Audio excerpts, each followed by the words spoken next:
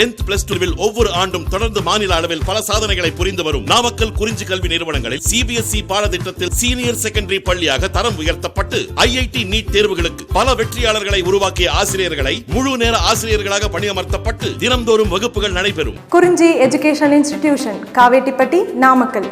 Admission in progress. CBSE KG to 12. Contact 9025895176. Metric 6 to 12. Contact 9344567484. For online admission, log on to www.kurinjischoolnkl.in. Impulse.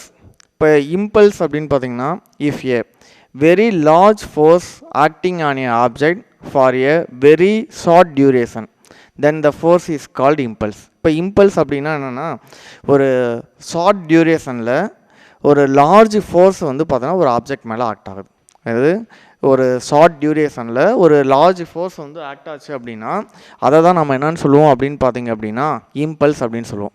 அப்போ இம்பல்ஸ்க்கான statement என்ன அப்படின்னா, if a very large force acting on an object for a very short duration. அப்போ short டியூரேஷனில் இருக்கிறது தான் நம்ம என்னென்னு சொல்கிறோம் impulse. இப்போ இம்பல்ஸை தான் நம்ம என்னென்னு சொல்லுவோம் அப்படின்னு பார்த்தீங்கன்னா ஃபோர்ஸ் இன்ட்டு, இப்போ வந்து எப்படி வந்து டினோட் பண்ணுவோம் அப்படின்னா டெரிவேஷன் பார்ட்டில் F into DT equal to DP. இப்போ இதில் எஃப்ங்கிறது என்னது அப்படின்னா force acting on a body, force acting on a body very short interval, ஒரு ஷார்ட் இன்டர்வல் ஆஃப் டைமில் எவ்வளோ ஃபோர்ஸ் வந்து ஆக்ட் ஆகுது அதை தான் நம்ம என்னென்னு சொல்கிறோம் அப்படின்னா அதுதான் அந்த ஃபோர்ஸ். நெக்ஸ்ட்டு டைம் இன்டர்வல் தான் வந்து என்னது டிடி. நெக்ஸ்ட்டு வந்து பார்த்திங்க அப்படின்னா இதை தான் வந்து என்னது, இதை தான் நம்ம என்னென்னு சொல்கிறோம் அப்படின்னு பார்த்தீங்கன்னா நியூட்டன்ஸோட second law F into DT equal to DP. இப்போ இதில் வந்து பார்த்திங்க அப்படின்னா எது வந்து வேரியபிள், மொமெண்டம் வந்து வேரியபிளா, அப்போ வந்து பார்த்தோன்னா DP is the change in momentum. அப்போ வந்து பார்த்தோன்னா change in momentum integral simple use பண்ணுறோம். அப்போ இன்டகரல் சிம்பிளில் வந்து பார்த்திங்கன்னா லிமிட்டை நம்ம சப்ஸ்டிட் பண்ணுறோம். அப்போ லிமிட் வந்து லோயர் லிமிட் வந்து பார்த்தோன்னா நம்ம என்ன எடுத்துக்கிறோம் ஐ, நெக்ஸ்ட்டு வந்து பார்த்தோன்னா அப்பர் லிமிட் வந்து எஃப். அப்போ ஐங்கிறது எதை டினோட் பண்ணுதுன்னா இன்சியல், எஃப்ங்கிறது எதை டினோட் பண்ணுது அப்படின்னா ஃபைனல். அப்போ integral I into lower limit வந்து ஐ, அப்பர் லிமிட் வந்து எஃப். அப்போ into DP is equal to integral DI அப்படிங்கிறது வந்து பார்த்தோன்னா இன்சியல் டைமு, நெக்ஸ்ட்டு வந்து பார்த்திங்க அப்படின்னா டிஎஃப் அப்படிங்கிறது final time, F into DT. அப்போ இந்த ஃபோர்ஸை வந்து என்னது ஷார்ட் டியூரேஷனில் இருக்கிறத இதை வந்து இன்டகிரேட் பண்ணோம் அப்படின்னா அதோட வந்து பார்த்தோன்னா டோட்டல் கால்குலேட் பண்ணலாம். அப்போ டோட்டல் கால்குலேட் பண்ணுறதுக்கு தான் நம்ம என்ன பண்ணுறோம் அப்படின்னா இன்டகிரேட் பண்ணுறோம். அப்போ இன்டகிரேட் பண்ணும்போது பார்த்திங்கன்னா இன்டகிரல் டிபியை இன்டகிரேட் பண்ணோம் அப்படின்னா அது வந்து என்னவா சேஞ்ச் ஆகும்னா பி. அதே மாதிரி வந்து பார்த்தோன்னா எஃப்ங்கிறது வந்து என்னது ஃபோர்ஸ் வந்து கான்ஸ்டன்ட்டு, எது மட்டும்தான் சேஞ்ச் ஆகும் அப்படின்னா டைம் இன்டர்வல் தான் வந்து பார்த்தோம் அப்படின்னா சேஞ்ச் ஆகும். அப்போ வந்து பார்த்திங்க அப்படின்னா இதில் வந்து பார்த்தோன்னா அப்பர் லிமிட்டு வந்து இப்போ வந்து இன்டகரல் டிபியை இன்டகிரேட் பண்ணோம் அப்படின்னா என்ன வரும் பி.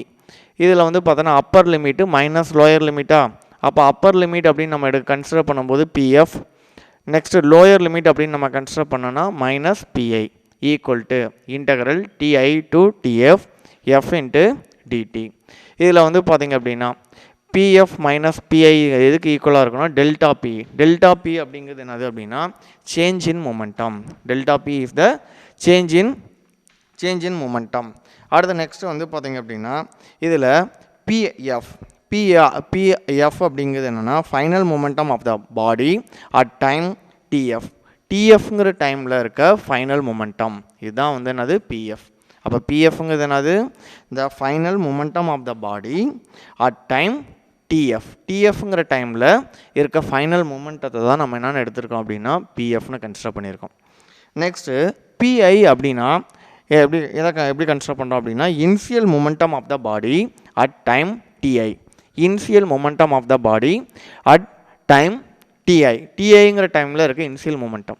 அப்போ இதை தான் வந்து என்னது PF minus PI is the equal to change in momentum. Change in momentum தான் நம்ம என்னென்னு சொல்கிறோம் அப்படின்னா delta P is the change in momentum.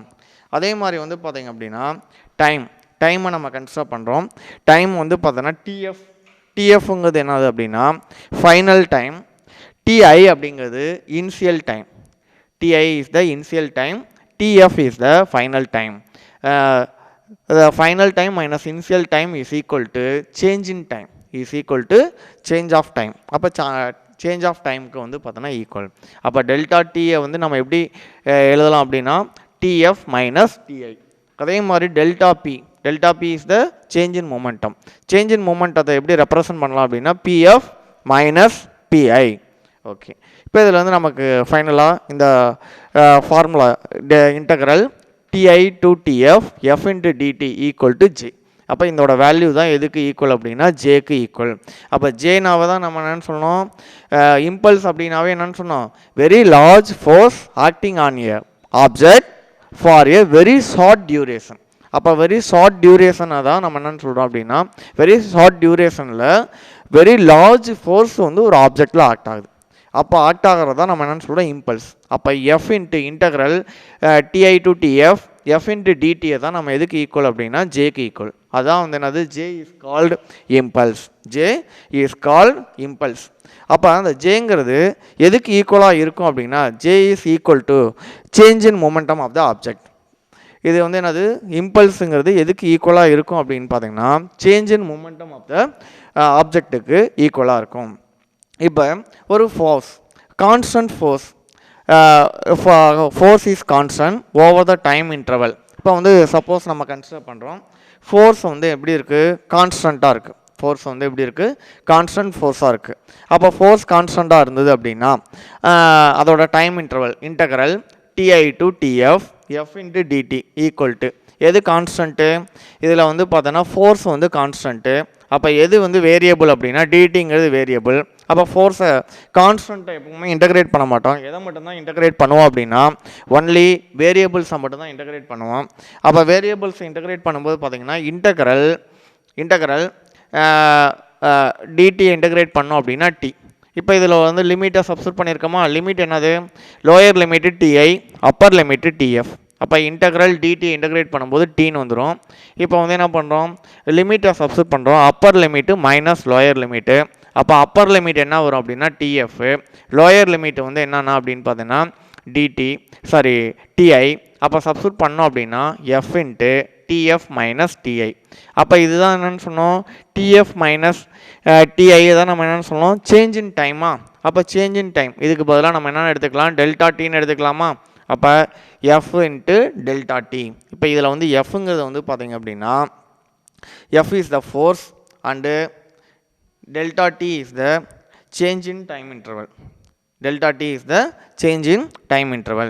அப்போ f into delta t நம்ம தான் ஃபஸ்ட்டே சொல்லிட்டோம் f into delta tங்கிறது எதுக்கு ஈக்குவல் அப்படின்னு பார்த்தோன்னா சேஞ்ச் இன் மொமெண்டத்துக்கு equal. f into delta t is the change in momentum. அப்போ இப்போ f into delta t தான் நம்ம என்னன்னு சொல்லுவோம் அப்படின்னு பார்த்தோன்னா இம்பல்ஸ்ன்னு சொன்னோம். அப்போ இம்பல்ஸு எதுக்கு ஈக்குவலாக இருக்கும் அப்படின்னு பார்த்தீங்க அப்படின்னா இந்த சேஞ்ச் இன் மொமெண்டத்துக்கு ஈக்குவலாக இருக்கும். அப்போ for a constant force the impulse is denoted as. அப்போ கான்ஸ்டன்ட் ஃபோர்ஸுக்கு வந்து பார்த்தோன்னா இம்பல்ஸை எப்படி டினோட் பண்ணுவோம் அப்படின்னா J is equal to F into delta T. J is equal to F into delta T. இப்போ இதில் வந்து பார்த்தோன்னா இம்பல்ஸ் அப்படின்னு நம்ம சொல்கிறோம். அப்போ இம்பல்ஸ்னாவே என்னென்னு சொல்லணும் அப்படின்னு பார்த்தோன்னா ஃபோர்ஸ் இன்ட்டு டிஸ்டன்ஸை தான் நம்ம என்னென்னு சொல்லுவோம் அப்படின்னா இம்பல்ஸு. இப்போ இதில் impulse is the vector quantity. இது வந்து 1 மார்க்கில் கூட கேட்கலாம். இம்பல்ஸுங்கிறது வந்து என்னது அப்படின்னு பார்த்தீங்க அப்படின்னா is a vector quantity. Impulse is a vector quantity and its unit is newton second. இப்போ இதில் வந்து பார்த்தோன்னா ஜே இஸ் ஈக்குவல் டு ஜேயோட யூனிட் ஜே தான் இம்பல்ஸ்ன்னு சொன்னோமா, J is equal to F into delta டின்னு சொன்னோமா. அப்போ எஃப் இஸ் த ஃபோர்ஸோட யூனிட் வந்து என்னது அப்படின்னா நியூட்டன். ஃபோர்ஸோட யூனிட் வந்து நியூட்டன். நெக்ஸ்ட்டு டைமோட யூனிட் வந்து பார்த்தோன்னா செகண்டு. அப்போ வந்து பார்த்தோன்னா இம்பல்ஸுங்கிறது என்னன்னு சொன்னோம் அப்படின்னா ஃபோர்ஸ் இன்ட்டு வந்து பார்த்தோன்னா டைம். ஃபோர்ஸ் இன்ட்டு வந்து டைமை தான் நம்ம என்னென்னு சொல்கிறோம் அப்படின்னு பார்த்தோன்னா இம்பல்ஸு. அப்போ வந்து பார்த்திங்க அப்படின்னா டைமோட யூனிட் வந்து பார்த்தோன்னா செகண்டு. அப்போ J is equal to newton into second. அப்போ impulse is a vector quantity. Impulse is a vector quantity and its unit is newton second. அதோட யூனிட் வந்து என்னென்னு சொல்கிறோம் அப்படின்னு பார்த்தீங்கன்னா யூனிட் செகண்ட். இப்போ நெக்ஸ்ட்டு இப்போ வந்து ஒரு ஆவரேஜ் ஃபோர்ஸ். இப்போ average force acting on a object. ஒரு ஆவரேஜாக ஒரு ஃபோர்ஸ் ஆக்ட் ஆகுது the short interval of time. அப்போ average force acting on a object over the short interval of time. அப்போ ஆவரேஜ் ஃபோர்ஸ் அப்படின்னு பார்த்தீங்க அப்படின்னா என்னென்ன எடுப்போம் அப்படின்னா, ஏன்னா வந்து delta P equal to F into delta டின்னு சொன்னோமா, அப்போ ஃபோர்ஸ் கால்குலேட் பண்ணோன்னா F is equal to delta P by delta டியா. அப்போ F average is equal to F average is equal to F average equal to delta P by delta T. இதில் வந்து delta P is the change in momentum, delta P is the change in momentum and delta t is the change in time. F average அப்படின்னு பார்த்தோம் அப்படின்னா average force acting on a object over the short interval of time. ஒரு short interval of timeல எவ்வளவு average force அப்படின்னு நம்ம calculate பண்ணோம் அப்படின்னா அதுக்கு ஃபார்முலா என்ன அப்படின்னா F average is equal to delta p divided by delta t. இப்போ இதில் வந்து நமக்கு தெரியும் இதை வந்து டெல்டா பியை தான் ஏன்னா நம்ம கன்சிடர் பண்ணியிருக்கோம் அப்படின்னா ஜேன்னு கன்சிடர் பண்ணியிருக்கோமா. Delta P is equal to J, ஏன்னா impulse is equal to change in momentum. அப்போ இம்பல்ஸுங்கிறது எதுக்கு ஈக்குவலாக இருக்கும் அப்படின்னா சேஞ்ச் இன் மூமெண்டத்துக்கு ஈக்குவலாக இருக்கும். அப்போ டெல்டா பிக்கு பதிலாக நம்ம என்னென்ன எடுத்துக்கலாம் அப்படின்னா ஜேன்னு சப்ஸ்டியூட் பண்ணோம் அப்படின்னா ஜே இஸ் ஈக்குவல் டு இந்த டெல்டா டீயை வந்து லெஃப்ட் சைடில் சேஞ்ச் பண்ணிடுங்க. அப்போ என்ன வரும் அப்படின்னு பார்த்தோன்னா J is equal to F average into delta D, F average into delta D. அப்போ இதுதான் வந்து பார்த்திங்க அப்படின்னா இம்பல்ஸ்க்கான ஆவரேஜ் ஃபோர்ஸ். இப்போ வந்து ஒரு இதில் வந்து பார்த்தோன்னா ஃபஸ்ட்டு கால்குலேட் பண்ணது கான்ஸ்டன்ட் ஃபோர்ஸு. இப்போ வந்து பார்த்தோன்னா ஆவரேஜ் ஃபோர்ஸாக இருக்கும்போது அதுக்கான ஃபார்முலா என்ன அப்படின்னா J's equal to F average into delta T. Okay, இப்போ இதில் வந்து பார்த்திங்க அப்படின்னா இப்போ வந்து இந்த கிராஃபிக்கல் டயக்ராமை கன்சிடர் பண்ணுங்கள். இப்போ வந்து பார்த்தோன்னா டைமுக்கும் ஃபோர்ஸ்க்கும் வந்து இன்பிட்வீனில் ஒரு டயக்ராம் ட்ரா பண்ணுறோம். எக்ஸ் ஆக்சிஸில் எதை கன்சிடர் பண்ணுறோம் அப்படின்னு பார்த்தீங்கன்னா டைமை கன்சிடர் பண்ணுங்கள். ஒய் ஆக்சிஸில் வந்து பார்த்தோன்னா ஃபோர்ஸை கன்சிடர் பண்ணுங்கள். எக்ஸ் ஆக்சிஸில் வந்து பார்த்தோன்னா டைமு, ஒய் ஆக்சிஸில் வந்து பார்த்தோன்னா ஃபோர்ஸ். அப்போ இதுக்கு டைமுக்கும் ஃபோர்ஸுக்கும் ஒரு கிராஃப் ட்ரா பண்ணுறோம். அப்போ வந்து ஃபஸ்ட்டு ஒன்று வந்து பார்த்தோன்னா என்ன ஃபோர்ஸ் அப்படி ஆக்ட் ஆகுது அப்படின்னா அந்த ஆப்ஜெக்டில் கான்ஸ்டன்ட் ஃபோர்ஸ் ஆக்ட் ஆகுது. அப்போ அந்த ஆப்ஜெக்டில் கான்ஸ்டன்ட் ஃபோர்ஸ் ஆக்ட் ஆகும்போது நமக்கு வந்து பார்த்திங்க அப்படின்னா இந்த கிராஃப் எப்படி கிடைக்கும் அப்படின்னு பார்த்தீங்கன்னா இதான் வந்து பார்த்திங்கன்னா கான்ஸ்டன்ட் ஃபோர்ஸாக இருக்கும்போது அப்போ வந்து பார்த்தோன்னா initial time DI, final time DF. இப்போ இதோட ஆவரேஜ் ஃபோர்ஸ் அப்படிங்கிறது இந்த லைன் எதை டினோட் பண்ணுது அப்படின்னு பார்த்தீங்கன்னா ஆவரேஜ் ஃபோர்ஸை டினோட் பண்ணுது. அப்போ கான்ஸ்டன்ட் ஃபோர்ஸாக இருந்தது அப்படின்னா இந்த ஏரியா அண்டர் த கிராஃப், இது வந்து இந்த கிராஃபு இதோட ஏரியா எதுக்கு ஈக்குவலாக இருக்கும் அப்படின்னா எஃப் இன்ட்டு டெல்டா டிக்கு ஈக்குவலாக இருக்கும். இப்போ கான்ஸ்டன்ட் ஃபோர்ஸாக இருந்ததுன்னா இதோட ஏரியா நம்ம கன்சிடர் பண்ணியிருக்கிற இதோட ஏரியா எதுக்கு ஈக்குவலாக இருக்கும் அப்படின்னு பார்த்தீங்க அப்படின்னா impulse J's equal to F into delta டிக்கு ஈக்குவல். ஓகே, நெக்ஸ்ட்டு இப்போ நம்ம கன்சிடர் பண்ணுறது என்ன ஃபோர்ஸாக கன்சிடர் பண்ணுறோம் அப்படின்னா ஒரு வேரியபிள் ஃபோர்ஸை கன்சிடர் பண்ணுறோம். வேரியபிள் ஃபோர்ஸ் அப்போ அதே தான் எக்ஸ் ஆக்சிஸில் வந்து எதை கன்சிடர் பண்ணியிருக்கோம் டைமு, ஒய் ஆக்சிஸில் வந்து எதை கன்சிடர் பண்ணியிருக்கோம் அப்படின்னு பார்த்தீங்கன்னா ஃபோர்ஸு. அப்போ வந்து பார்த்திங்க அப்படின்னா இதில் வந்து பார்த்தோன்னா நமக்கு என்னது ஃபோர்ஸ் வந்து என்னது வேரியபிளாக இருக்குது. அப்போ ஃபோர்ஸ் வந்து பார்த்தோன்னா வேரியபிளாக இருந்தது அப்படின்னா அதோட கிராஃப் அதோட வந்து area of graph J's equal to எதுக்கு ஈக்குவலாக இருக்குன்னா integral TI to TF F into டிடிக்கு ஈக்குவலாக இருக்கும். சரியா? இப்போ இதான் வந்து என்னது கான்ஸ்டன்ட் ஃபோர்ஸ்க்கான கிராஃபு. நெக்ஸ்ட்டு இது வந்து பார்த்தோன்னா வேரியபிள் ஃபோர்ஸ்க்கான கிராஃப். Next illustration. இப்போ இல்லுஸ்ட்ரேஷனில் ஃபஸ்ட்டு இல்லுஸ்ட்ரேஷன் அப்படின்னு நம்ம கன்சிடர் பண்ணோன்னா first illustration when a cricket player catches the ball, he pulls his hands gradually in the direction of the ball's motion. Why? இப்போ வந்து ஒரு கிரிக்கெட் பிளேயர் இருக்கான். இப்போ cricket player வந்து பார்த்திங்க அப்படின்னா அந்த வேகமாக வர பாலை வந்து பார்த்தோன்னா கேட்ச் பண்ணுறான். அப்போ கேட்ச் பண்ணும்போது வந்து பார்த்திங்கன்னா அவன் அந்த பால் வர டைரக்ஷன்லேயே என்ன பண்ணுறான் அப்படின்னா அவனோட ஹேண்ட்ஸை வந்து கிராஜுவலாக வந்து கீழே கொண்டு வரான். அப்போ அதுக்கான ரீசன் என்ன? இது வந்து ஒரு 2 மார்க்கில் கூட கேட்கலாம். 2 மார்க் கொஸ்டினில் ஒரு ரீசனிங் கொஸ்டின்ஸ் நமக்கு வந்து கொஸ்டின்ஸில் வந்து ரீசனிங் டைப் கொஸ்டின்ஸ்லையும் கேட்கலாம். அப்போ கேட்டாங்கன்னா Y a cricket player catches the ball, he pulls his hands gradually in the direction of the ball's motion. Why இப்போ பால் வர டைரக்ஷன்லேயே என்ன பண்ணுறான் அப்படின்னா அவனோட ஹேண்ட்ஸை வந்து பார்த்தோன்னா அப்படியே கீழே கொண்டு வரான். அப்போ என்ன பர்பஸ்க்காக அவன் கொண்டு வரான் அப்படின்னு பார்த்தீங்கன்னா if he stops his hand soon after catching the ball comes to rest very quickly. It means the momentum of the ball brought to the rest very quickly, so the average force acting on a body will be very large. Due to this large average force, his hands will get hurt. To avoid the heading hurt, the player brings the ball to rest slowly. அப்போ என்ன meaning அப்படின்னா இப்போ பால்ஸை வந்து பார்த்திங்க அப்படின்னா அவன் வந்து பாலோட டைரக்ஷன்லேயே வந்து அதை ஹேண்ட்ஸை வந்து கீழே கொண்டு வராமல் அப்படியே வந்து கையை வச்சு கேட்ச் பண்ணுறான். அப்படி கேட்ச் பண்ணும்போது என்னாகும் அப்படின்னு பார்த்திங்க அப்படின்னா அந்த பால் வந்து பார்த்தோன்னா குயிக்காக என்ன ஆயிரும் அப்படின்னு பார்த்தோன்னா ரெஸ்ட்டுக்கு வரும். அப்போ குயிக்காக ரெஸ்ட்டுக்கு வரும்போது என்னாகும் அப்படின்னா மொமெண்டம் ஆஃப் த பால் பந்தோட மொமெண்டம் வந்து என்னாகும் அப்படின்னு பார்த்தீங்கன்னா மொமெண்டமும் என்னாகும் ஷார்ட் டைமில் வந்து பார்த்தோன்னா ரெஸ்ட்டுக்கு வரும். அப்போ ரெஸ்ட்டு வரும்போது என்னாகும் அப்படின்னு பார்த்தோன்னா வெரி லார்ஜ் ஃபோர்ஸ் வந்து என்னாகும் அப்படின்னு பார்த்தோன்னா நம்மளோட ஹேண்ட்ஸில் வந்து பார்த்தோன்னா ஆக்ட் ஆகும். அப்போ வந்து பார்த்தோன்னா வெரி லார்ஜ் ஃபோர்ஸ் ஆக்ட் ஆகும்போது என்னாகும் அப்படின்னு பார்த்தோன்னா நமக்கு வந்து பார்த்தோன்னா காயங்கள்லாம் ஏற்படுறதுக்கு வாய்ப்பு இருக்குது. அப்போ அதுக்காக தான் அந்த பர்பஸ்க்காக தான் நம்ம என்ன பண்ணுறோம் அப்படின்னா நம்ம பாலோட டைரக்ஷன்லேயே என்ன பண்ணுறோம் அப்படின்னு பார்த்தீங்கன்னா நம்ம ஹேண்ட்ஸையும் வந்து என்ன பண்ணுறோம் அப்படியே ரெடியூஸ் பண்ணிக்கிட்டே வரோம், கீழே கொண்டு வரோம். அப்படி கீழே கொண்டு வரும்போது என்னாகும் அப்படின்னு பார்த்தோன்னா பாலோட மொமெண்டம் வந்து பார்த்தோன்னா ரெடியூஸ் ஆகும். அப்போ வெரி ஷார்ட் டைமில் வந்து பார்த்தோன்னா பாலோட அப்படியே ஹேண்ட்ஸை வந்து கீழே கொண்டு வராமல் அப்படியே வச்சுருந்தோம் அப்படின்னா என்னாகும் அப்படின்னா வெரி லார்ஜ் ஃபோர்ஸு ஷார்ட் டியூரேஷனில் வெரி லார்ஜ் ஃபோர்ஸ் ஆக்ட் ஆகும். அப்போ வெரி லார்ஜ் ஃபோர்ஸ் ஆக்ட் ஆகும்போது வந்து பார்த்திங்க அப்படின்னா நமக்கு வந்து பார்த்திங்கன்னா காயங்கள்லாம் ஏற்படுறதுக்கு வாய்ப்பு இருக்குது. அப்போ அந்த காயம்லாம் ஏற்படாமல் இருக்கணும் அப்படின்னா என்ன பண்ணணும் அப்படின்னா நம்ம வந்து பாலோட டைரக்ஷன் என்ன டைரக்ஷனோ அதே டைரக்ஷன்லேயே நம்ம வந்து பார்த்திங்கன்னா ஹேண்ட்ஸையும் மூவ் பண்ணோம் அப்படின்னா என்னாகும் அப்படின்னு பார்த்தோன்னா பாலோட மொமெண்டம் வந்து பார்த்தோன்னா ரெடியூஸ் ஆகும். பாலோட மொமெண்டம் ரெடியூஸ் ஆகும்போது என்னாகும் அப்படின்னு பார்த்தீங்கன்னா அந்தளவுக்கு என்ன ஆகாதுன்னா லார்ஜ் ஃபோர்ஸ் வந்து பார்த்தோன்னா நம்ம ஹேண்ட்ஸில் வந்து பார்த்தோன்னா ஆக்ட் ஆகாது. அப்போ வந்து பார்த்தீங்கன்னா நமக்கு வந்து காயம்லாம் ஏற்படாது. அப்போ அந்த பர்பஸ்க்காக தான் நம்ம என்ன பண்ணுறோம் அப்படின்னு பார்த்தீங்கன்னா பால் எந்த டைரெக்ஷனில் வருதோ அதே டைரெக்ஷன்லேயே வந்து பார்த்திங்கன்னா அந்த பாலை கேட்ச் பண்ணும்போது வந்து என்ன ஆகுது நம்ம வந்து கீழே வந்து கொண்டு வரோம். சரியா?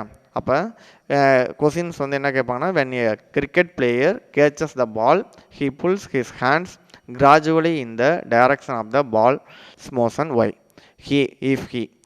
அதுக்கான ரீசன் என்னன்னா if he stops his hands soon after catching the ball comes to rest very quickly. It means that the momentum of the ball is brought to the rest very quickly, so the average force acting on the body will be very large. Due to this large average force, the hands will get hurt. To avoid the getting hurt, the player brings the ball to rest slowly. Okay. அடுத்த second one, when a car, இப்போ வந்து ஒரு car வந்து பார்த்தோன்னா accident ஆகுது. அப்போ வந்து ஒன்று என்ன ஆகும், கார் வந்து பார்த்தோன்னா ஆக்சிடெண்ட் ஆகும்போது என்னாகும் அப்படின்னா மொமெண்டம் வந்து பார்த்திங்கன்னா ஒரு ஷார்ட் டைமில் வந்து என்னாகும் அப்படின்னா சடனாக என்னாகும் டிக்ரீஸ் ஆகும். அப்போ என்னாகும் சடனாக டிக்ரீஸ் ஆகும்போது என்னாகும் பேசஞ்சருக்கு வந்து பார்த்தோன்னா இப்போ வந்து ஒரு கார் போய் ஆக்சிடெண்ட் ஆன அடுத்த செகண்ட் என்னாகும் அப்படின்னு பார்த்தோன்னா நமக்கு வந்து பேசஞ்சர் வந்து பார்த்திங்கன்னா நிறைய ஆபத்து. ஏன்னா போய் இடித்த உடனே நமக்கு நிறைய காயங்கள்லாம் ஏற்படும், டெத்து கூட ஆயிரும். அப்போ அதுக்கு தான் வந்து பார்த்திங்க அப்படின்னா அப்போ வந்து பார்த்தோன்னா அந்த மொமெண்டத்தை ரெடியூஸ் பண்ணுறதுக்கு நம்ம எதை யூஸ் பண்ணுறோம் அப்படின்னா ஏர் பேக்ஸ் யூஸ் பண்ணுறோம். அப்போ ஏர் பேக்ஸை யூஸ் பண்ணும்போது என்னாகும் அப்படின்னு பார்த்தோன்னா மொமெண்டம் வந்து சடனாக குறையிறதுக்கு அப்படியே என்னாகும் ஸ்டெப் பை ஸ்டெப்பாக குறையும். அப்போ ஸ்டெப் பை ஸ்டெப்பாக குறையும் போது என்னாகும் அப்படின்னா ஆட்டோமேட்டிக்காக என்னாகும் அப்படின்னு பார்த்தோன்னா நமக்கு வந்து அந்தளவுக்கு வந்து என்னது காயங்கள்லாம் ஏற்படாது. அதை தான் வந்து பார்த்தோன்னா செகண்ட் பாயிண்ட் என்ன அப்படின்னா when a car meets with an accident. அப்போ வந்து ஒரு கார் வந்து என்ன ஆகுது, ஆக்சிடெண்ட் ஆகுது. its momentum reduces drastically in a very short time. This is very dangerous for passengers inside the car since they will experience a large force.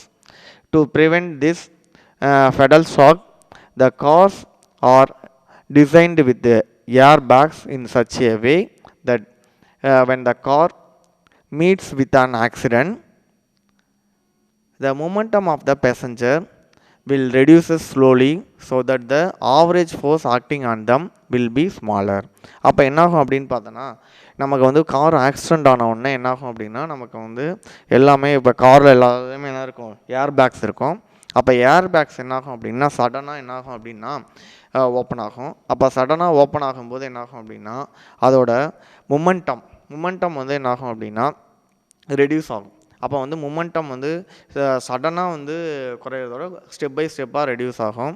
அப்போ வந்து பார்த்திங்க அப்படின்னா அந்த அளவுக்கு வந்து நமக்கு வந்து என்ன ஆகாதுன்னா ஆபத்தை விளைவிக்காது. அப்போ வந்து ஒரு கார் சப்போஸ் இந்த ஏர் பேக்ஸ் இல்லை அப்படின்னா நமக்கு வந்து என்னாகும் அப்படின்னு பார்த்தோன்னா நிறைய காயம் ஏற்படலாம், இல்லாட்டி வந்து சம்டைம்ஸ் வந்து பார்த்தோன்னா டெத்து கூட ஆகலாம். அப்போ அந்த கார் ஆக்சிடெண்ட் ஆகும்போது என்னாகும், அந்த ஏர் பேக்ஸ் வந்து ஓப்பன் ஆகிறனால தான் நமக்கு வந்து என்ன ஆகுதுன்னா நம்ம வந்து சேஃப்டியாக இருக்க முடியுது. சரியா? அடுத்த நெக்ஸ்ட்டு தேர்ட் பாயிண்ட்டு, இப்போ வந்து டூ வீலரில் நம்ம போகிறோம். அப்போ டூ வீலரில் போகும்போது என்னாகும் அப்படின்னு பார்த்தீங்க அப்படின்னா ஷாக் அப்சார்வர் அப்படின்னு ஒன்று வச்சுருப்பாங்க. அப்போ ஷாக் அப்சார்வர்ஸ் எதுக்காக யூஸ் பண்ணுறாங்க அப்படின்னு பார்த்தீங்கன்னா இப்போ வந்து ஏதாவது ஒரு மேடு பள்ளம் இருக்குது அப்படின்னா அதில் போகும்போது என்னாகும் அப்படின்னு பார்த்தீங்கன்னா நமக்கு வந்து ஏதாவது வந்து அந்த ஷாக் அப்சார்வர் இல்லை அப்படின்னா சம்டைம்ஸ் வந்து நமக்கு ஏதாவது காயம்லாம் கீழே விழுந்து காயம் அதெல்லாம் ஏற்படலாம். இல்லாட்டி வந்து என்னலாம் பெயின் வரலாம், எங்கேயாவது அதிக நேரம் வந்து நம்மளால் என்ன பண்ண முடியாது, ட்ராவல் பண்ண முடியாது. அதுக்கு எல்லாமே நம்ம என்ன பண்ணுறோம் அப்படின்னு பார்த்தோன்னா இந்த ஷாக் அப்சார்வர்ஸை யூஸ் பண்ணுறோம். அப்போ shock absorbers is two wheeler to play same role as airbags. அப்போ காரில் வந்து ஏர்பேக்ஸோட என்ன ரோலோ அதே சேம் ரோல் தான் எது அப்படின்னு பார்த்தீங்கன்னா இந்த ஷாக் அப்சார்வர்ஸ் இன் டூ வீலரில் இருக்க ஷாக் அப்சார்வர்ஸோட ரோலும் அதே மாதிரி காரில் இருக்க ஏர்பேக்ஸோட ரோலும் ரெண்டுமே என்னென்னா same role. When there is a bump on the road a sudden force transfer to the vehicle. இப்போ ஏதாவது வந்து பார்த்திங்க அப்படின்னா இப்போ ரோட்டில் நம்ம ட்ராவல் பண்ணும்போது என்னாகும், ஒரு சம்டைம் ஏதாவது ஒரு ஃபோர்ஸ் ஆக்ட் ஆகுது. அந்த ஃபோர்ஸ் வந்து என்னாகும் சடனாக எதுக்கு ட்ரான்ஸ்ஃபர் ஆகும் அப்படின்னு பார்த்தோன்னா வெஹிக்கிளுக்கு ட்ரான்ஸ்ஃபர் ஆகும். The shock absorbers prolongs the period of transfer the force of the body of the rider. The vehicles without shock absorber will harm the body due to this reason. அப்போ வந்து என்னாகும், நமக்கு எந்த பாதிப்பு ஏற்படாமல் இருக்கிறதுக்கான ரீசனே என்ன அப்படின்னா டூ வீலரில் போகிறோம், அதுக்கு ஏதாவது அந்த ஷாக் அப்சார்வர்ஸ் இல்லை அப்படின்னா ஏதாவது பாதிப்பு வரும். இப்போ இருக்கிறதுனால நமக்கு எந்த ஒரு பாதிப்பும் வராது. ஓகே, அடுத்த நெக்ஸ்ட்டு லாஸ்ட் பாயிண்ட்.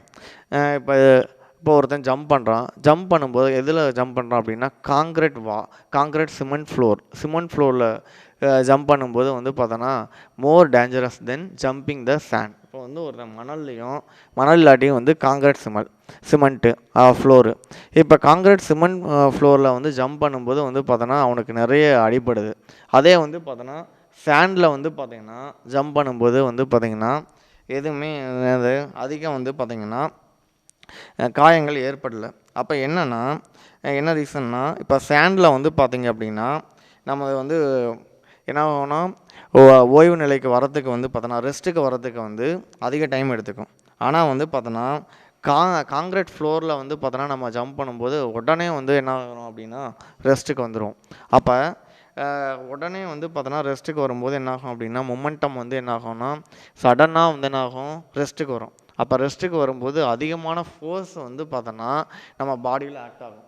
அப்போ பாடியில் ஆக்ட் ஆகும்போது லார்ஜ் ஃபோர்ஸ் ஆக்ட் ஆகும்போது என்னாகும் அப்படின்னு பார்த்தீங்கன்னா அதிகமான காயங்கள்லாம் ஏற்படும்.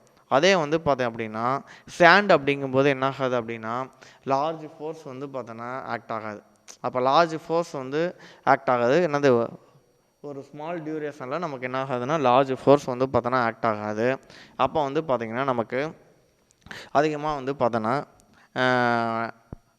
ஆபத்து இருக்காது. அப்போ வந்து என்னன்னா jumping on a concrete cemented floor is more dangerous than the jumping on the sand.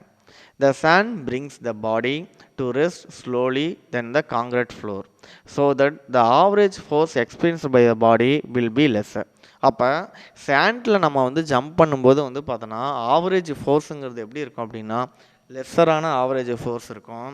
அதே வந்து பார்த்தோன்னா எதை கம்பேர் பண்ணும்போது அப்படின்னா காங்கிரீட் சிமெண்டட் ஃப்ளோரில் நம்ம ஜம்ப் பண்ணுறதுக்கும் நம்ம சேண்டில் ஜம்ப் பண்ணுறதுக்கும் என்னென்னா சேண்டில் ஜம்ப் பண்ணும்போது அங்கே வந்து எக்ஸ்பீரியன்ஸ் ஆகிற ஃபோர்ஸ் எப்படி இருக்கும் அப்படின்னா லெஸ்ஸராக இருக்கும்.